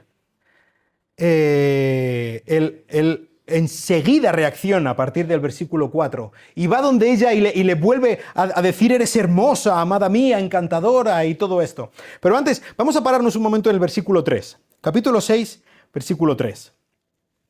Y me gustaría que viéramos un poco una progresión que ocurre en el libro de Cantares. En el capítulo 2, versículo 16, hemos visto que ella dice: mi amado es mío y yo soy suya. Él apacienta su rebaño entre los lirios, ¿vale? Aún no estaban casados. Y ya ella se identifica como que es de él y él es de ella, ¿vale? Aquí, capítulo 6, versículo 3, se repite: yo soy de mi amado y mi amado es mío. Y en el capítulo 7, versículo 10, de nuevo: yo soy de mi amado. Y fíjate lo que dice aquí, en el versículo 10 del capítulo 7. Y su deseo tiende hacia mí. Si volvemos de nuevo a Génesis capítulo 3, dentro de la maldición que Dios puso por el pecado, justo después del famoso capítulo 3, versículo 15, hablamos el protoevangelio, ¿verdad? Cuando dice: pondré enemistad entre tú y la mujer, hablando a la serpiente, entre tu simiente y su simiente, él te herirá en la cabeza, tú le herirás en el calcañar. Maldición a la mujer, le dijo: en gran manera multiplicaré el dolor en el parto, con dolor darás a luz a los hijos. Con todo, fíjate, tu deseo será para tu marido y él tendrá dominio sobre ti. Aquí una de las consecuencias del pecado es una guerra de poder dentro del matrimonio. Y dentro de esta guerra del poder, un arma es el deseo. Y lo podemos ver, ¿verdad? Muchas veces en nuestro matrimonio. Cómo se usa este deseo como un arma que blandir. Pues aquí la descripción que está haciendo la sulamita: mi marido es mío, yo soy de él. Y dice capítulo 7, versículo 10, y su deseo tiende hacia mí, su deseo me busca. Dentro del pacto bien entendido, si nosotros estamos usando el sexo como algo que expresa nuestro amor, si nosotros estamos usando el poder para servir, el deseo no es un arma, el deseo es pegamento. Y su deseo viene hacia mí. Y nos unimos. El deseo es algo tremendamente bueno. ¿Os acordáis? Empezábamos hablando del deseo al principio. El deseo es natural. Dios lo ha puesto así. El deseo es terriblemente peligroso si lo usamos mal. Pero es algo muy bueno si lo usamos bien. Solteros, ¿a qué te debería llevar tu deseo? Si tú, pues tanto a los chicos como a las chicas, tenemos deseo sexual. ¿A qué te debería llevar el deseo sexual? ¿A qué? ¿A buscar páginas pornográficas? ¿A buscar desfogarte como sea, de alguna manera? No, ¿a qué te debería llevar? A casarte. A buscar una buena mujer, un buen hombre y casarte. A eso te debería llevar el deseo. Y cuanto antes. Lo antes posible. Eso es a lo que debería... Es como un cohete que Dios nos ha puesto, ¿eh? Dios ha puesto tanta testosterona en los hombres. No para que vayamos enseguida a abrir, clic, clic, clic, lo que no debemos. Para que nos casemos corriendo. Para que busquemos una buena mujer y nos casemos. Ese es el plan de Dios, por mucho que se haya desvirtuado en nuestro mundo. No tienes que tener 40 años, hipoteca pagada, el piso ya, el coche, trabajo fijo, ya para poder empezar a plantearte el casarte. No, no, no, directamente. Busca una buena mujer y cásate. Y si llevas mucho tiempo con tu novio o con tu novia, ¿a qué narices estás esperando? ¿A qué? Pues a lo mejor es que estás haciendo lo que no debes y por eso no tienes prisa. El deseo sexual te mete prisa y eso es bueno. Ahora, dentro del matrimonio, el deseo sexual es algo que nos une. Bien usado es precioso. Mal usado es destructor. Así que debemos contar con ello. Y tú conoces a tu marido o tu esposa. Cuenta con ello. Y úsalo para unir. Para que el sexo sea esta liturgia, este sacramento, en el mejor sentido de la palabra, dentro de vuestro matrimonio. A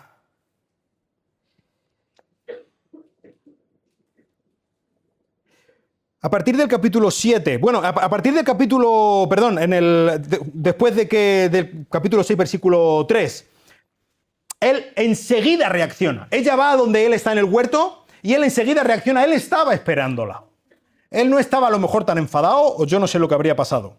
Pero él enseguida reacciona y en cuanto la ve, eres hermosa como Tirsa, amada mía, encantadora como Jerusalén, imponente como ejército de estandartes. Aparta de mí tus ojos. Fíjate que él no guarda rencor de lo que ha ocurrido. Es importante el valor del arrepentimiento. Es importante que sepamos identificar, que seamos nuestros propios evaluadores. Lo que decimos en recomprometerse, ¿verdad? Hacer un círculo a nuestro alrededor y enfocarnos en lo que está dentro del círculo. Lo primero, lo más importante. Y si es lo único, pues es lo único. Lo que está dentro. Ser nuestros evaluadores y arrepentirnos. Acuérdate que el matrimonio es un lugar donde no tendríamos que tener vergüenza. Vuelve donde tu marido, donde tu esposa y pide perdón. Pide perdón por tus palabras ásperas, por tu insensibilidad. Pide perdón. Pero también la otra parte, ¿ves? Él no está guardando rencor. En el momento en el que haya un acercamiento, no te pongas la coraza. No intentes ponerte a la defensiva. No ataques con lo que pasó ayer o antes de ayer. Enseguida, perdona. A por lo siguiente. Estamos juntos en esto. Y él sigue pensando en lo bueno. Y fíjate, esto es una constante en todo el libro. Tanto antes del matrimonio como en la boda, ahora en el tiempo del conflicto. ¿Qué es lo que están pensando? Como dice Pablo, en todo lo bueno, en todo lo puro, en todo lo honesto. Están pensando las cosas buenas. No están metiéndonos en este cuarto que todos tenemos dentro de nuestra cabeza, ¿verdad? Que es que siempre me pasa a mí, que es que mira, que es que mi marido, que siempre lo hace, que siempre no sé cuánto, que tal, que no sé cuánto. No. Están constantemente pensando lo bueno. Como dice 1 Corintios capítulo 13, ¿verdad? Todo lo sufre, todo lo espera, todo lo soporta. Está constantemente pensando y queriendo lo bueno y no lo malo. Poniéndose en el mejor de los casos. Que eres idealista, que eres un poco tontito, que te van a tomar el pelo. De eso se trata el pacto. De dar libertad para que te tomen el pelo. ¿Tú qué te crees? ¿Que Jesús no sabía, cuando murió por nosotros, que nosotros íbamos a tomar la gracia gratuita que Él nos da y lo íbamos a usar como excusa para pecar como cada día hacemos? Pues claro que lo sabía. Pues claro que lo sabía. Pero lo que de nosotros depende, debemos dar gracia, ser fieles al pacto. ¿Se aprovechará a lo mejor tu cónyuge? Posiblemente sí. Y tú te aprovecharás también de eso, de tu cónyuge. De eso se trata. Cada uno hemos hecho nuestro pacto delante de Dios y cada uno de nosotros lo va a cumplir, no porque lo haga el otro, sino porque yo me he comprometido a hacerlo. ¿Entiendes? Y pues no sé si te das cuenta, fíjate a partir del capítulo 7, cuando hay esta reconciliación, después de que han tenido este conflicto y hay la reconciliación, de nuevo el sexo tiene lugar, tiene cabida dentro de esta reconciliación. ¿Os dais cuenta? Y de nuevo él la describe. Habla de las curvas de tus caderas, son como joyas, tu ombligo como una taza redonda que nunca le falta vino, tu vientre como montón de trigo cercado de trigo, tus dos pechos de nuevo como dos crías mellizas de gacela. Hay varias cosas que quiero decir de esto, pero es poderosísimo dentro del matrimonio, cuando hay un conflicto, cuando estamos resolviendo este conflicto, el sexo. Sobre todo visto, como estábamos diciendo, como reafirmar los votos y decir, esto que te prometí, sigo estando aquí para cumplirlo. Sigo siendo yo, sigo estando contigo, sigo siendo fiel a este pacto. Estamos unidos en esto. Y otra cosa, si te das cuenta que ha pasado el tiempo, estamos en un conflicto después, no sabemos el tiempo que ha pasado. Pero aquí él, incluso la descripción que da del cuerpo desnudo de ella, es incluso más bella que la anterior. Y esto es algo que tenemos que... Quédate con esto. Si solo te quedas con esto, ya está bien.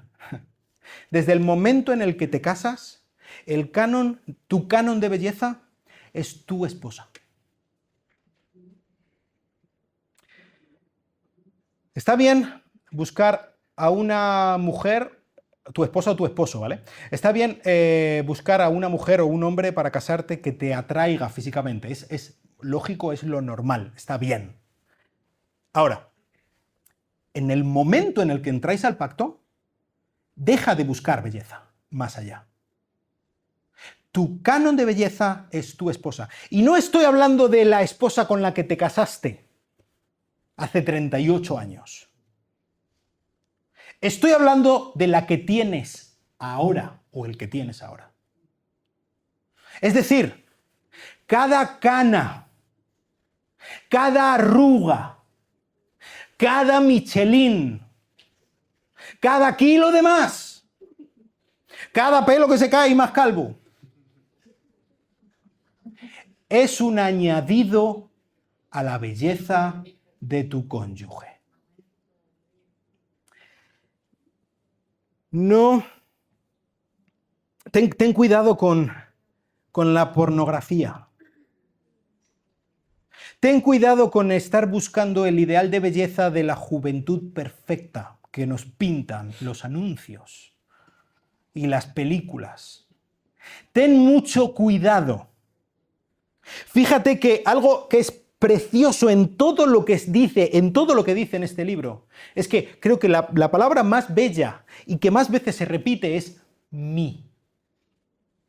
Y él es bello y ella es bella porque es mía y porque es mío.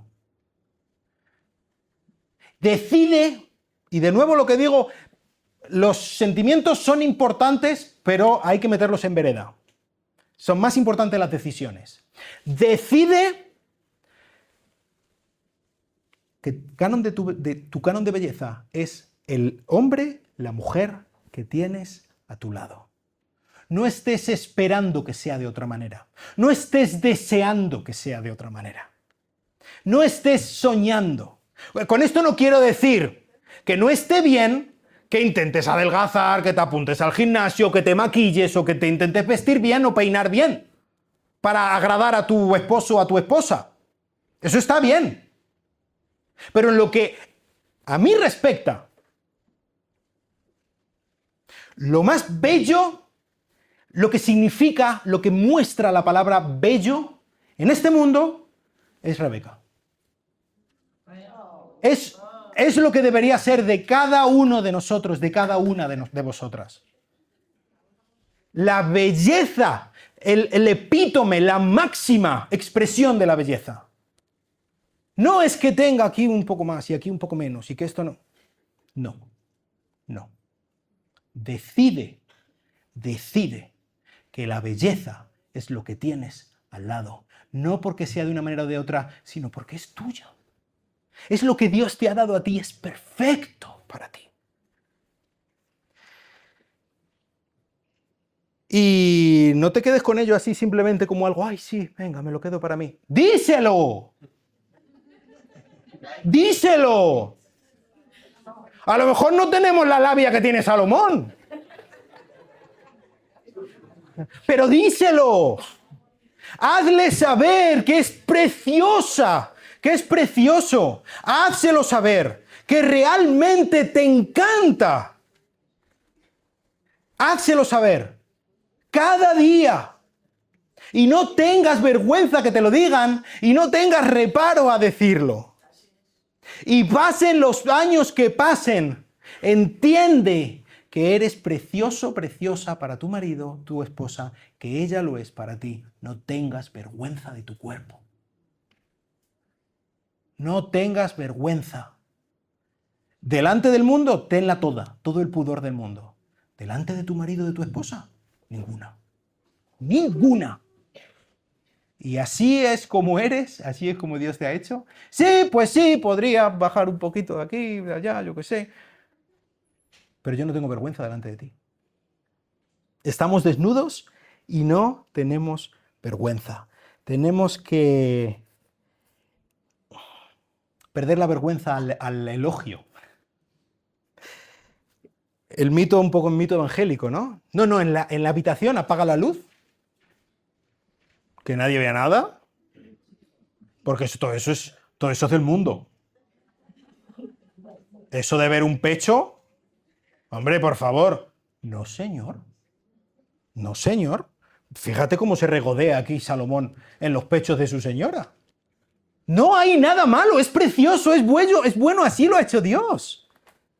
Fíjate, ya estamos llegando al final del tiempo. Tú eres a quien debe admirar tu esposa, tu esposo, y tú debes admirar a tu esposo, tu esposa y a nadie más. Dentro del pacto, todo. Fuera del pacto, nada. Y llegamos al final, en una conclusión preciosa de este libro. Fíjate, a partir del capítulo 8, versículo 6. Ponme como un sello sobre tu corazón, como un sello sobre tu brazo, porque fuerte como la muerte es el amor, inexorables como el Seol los celos, sus destellos de fuego y la llama misma del Señor. Las muchas aguas no pueden extinguir el amor, ni los ríos lo anegarán. Si el hombre diera todos los bienes de su casa por amor, de cierto lo menospreciaría. Es precioso esto, pero vamos a desgranarlo un poquito. Ella le dice a él, ponme como un sello sobre mi corazón. El sello es el anillo de propiedad que se imponía para marcar que algo es suyo. Y fíjate, él la marca a ella como de su propiedad. ¡Oh! ¿Qué está diciendo? ¡Heteropatriarcado tóxico! ¿Qué está diciendo? ¿Cómo que ella es de él? Pues sí es lo que está diciendo, pero además ella se lo está pidiendo a él, ¿eh? Ella le está diciendo, hazme tuya. Hazme tuya, porque yo quiero ser tuya. Y pon este sello de propiedad, dice, sobre mi corazón, sobre mis pensamientos, ponme como un sello sobre tu corazón, sobre tu brazo. Está marcando propiedad de la mente, de las acciones. Esto es el amor. Esto es el matrimonio. Es una rendición. Yo quiero buscar tu bien por encima del mío. Yo quiero buscar tu felicidad por encima de la mía. Yo quiero buscar tus planes por encima de los míos. Yo quiero satisfacerte a ti más que yo sea satisfecho o satisfecha. Porque Fuerte como la muerte es el amor. ¿Hay algo más fuerte que la muerte? Pues en este tiempo no. Pablo después en 1 Corintios 15 dice, sorbida es la muerte en victoria. Sí, nosotros sabemos que Cristo es el que venció a la muerte. Pero está diciendo, no hay nada más fuerte que este amor, un matrimonio que entiende lo que es el pacto, un matrimonio que entiende lo que es el sexo y el poder espectacular del sexo dentro del pacto. Es un matrimonio indestructible. Es importante todo lo que podamos, todas las cosas a nivel espiritual o a nivel no físico que podamos ver del matrimonio y la comunicación, la resolución de conflictos, un montón de cosas son importantes, pero de ninguna manera debemos denigrar el poder del sexo, bien entendido, dentro del pacto, bien entendido. Dice que es sus destellos de fuego, fíjate, la llama misma del Señor. Esta es la única vez que se menciona a Dios en todo el libro. Y lo habla para el sexo como la llama del Señor. Una llama que es, pues como decíamos, el plutonio, ¿verdad? Es algo muy poderoso, pero es algo que tienes que tener cuidado. Es vital que comprendamos esto. Es vital que transmitamos el poder de esto. Es vital que lo vivamos, que aprendamos y que prestemos atención a lo que dice la Biblia en cuanto al sexo, en cuanto al amor bien entendido. Es algo tan valioso que dice que si hay alguien que diera todos sus bienes para comprar el amor, estaría menospreciando el amor. El amor es mucho más valioso que todo esto. El pacto, la decisión de amar es mucho más poderoso que cualquier cosa que podamos imaginar, lo que podamos poner precio, lo que podamos invertir. Si quieres invertir en algo, invierte en tu matrimonio.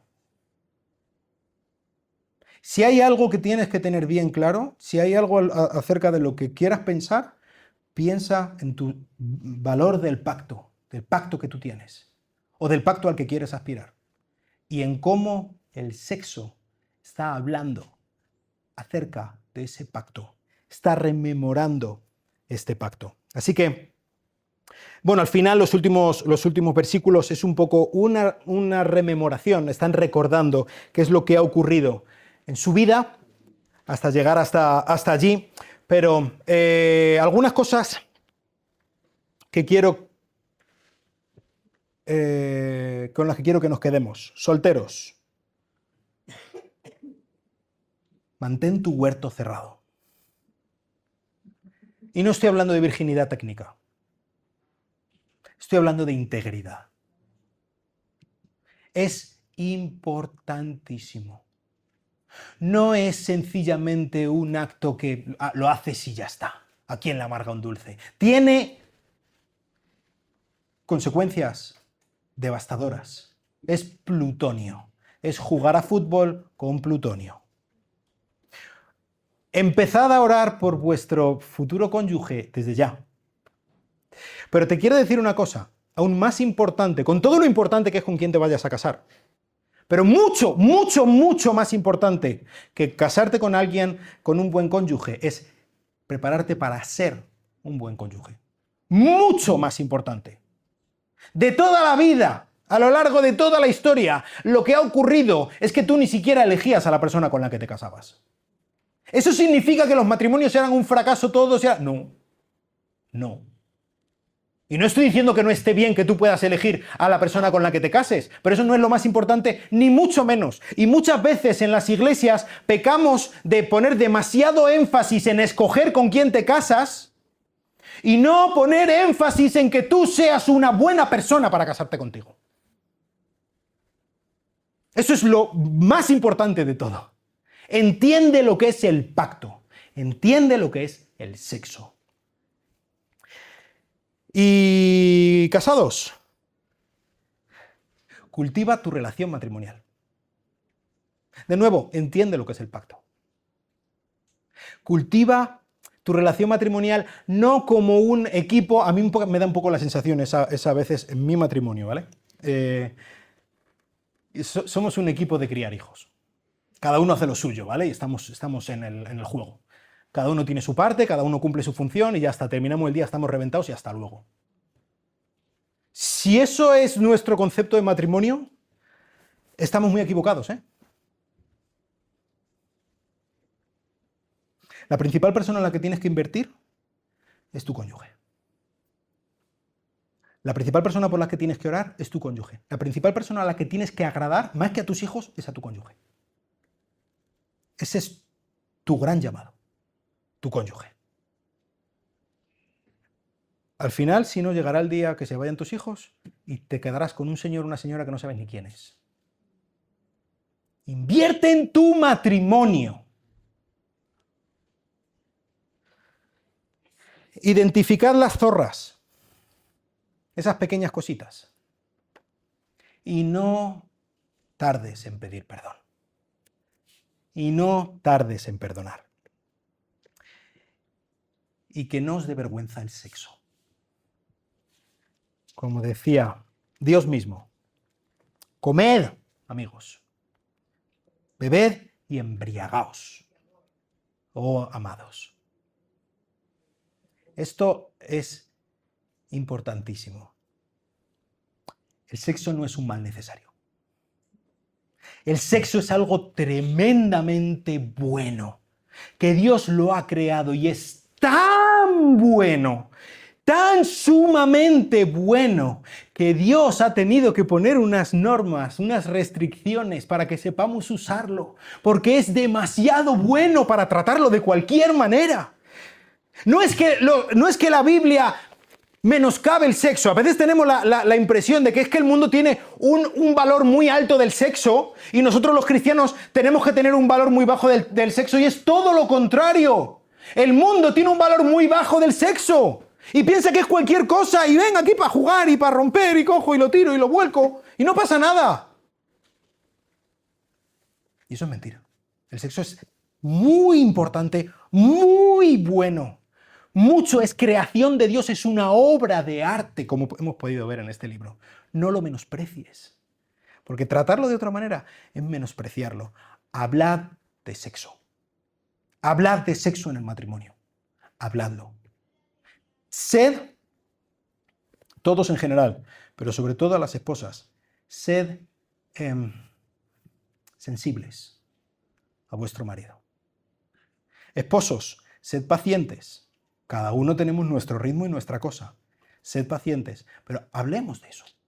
Hablemos de eso. Amémonos. ¿Qué os parece si terminamos orando? Padre, muchas gracias por este tiempo. Muchas gracias por tu palabra, por tu plan, por tu precioso invento, obra de arte, que es el sexo como algo para vivirlo dentro del pacto, Señor. Te damos las gracias, te bendecimos. Ayúdanos a ser una iglesia que enfatiza lo importante. Ayúdanos a ser una iglesia que disfruta dentro del pacto del sexo, Señor. A tener matrimonios vivos, de gozo, de alegría, de acuerdo a tu plan, Señor. A ser una iglesia con jóvenes que buscan la pureza real, no técnica, y que lo hacen entendiendo lo que significa y en vistas a poder ser un buen marido, una buena esposa y poder disfrutar plenamente del sexo cuando haya llegado el momento, Señor. Ayúdanos a tener buenos matrimonios, a luchar por nuestros matrimonios. Te lo pido en el precioso nombre de Cristo.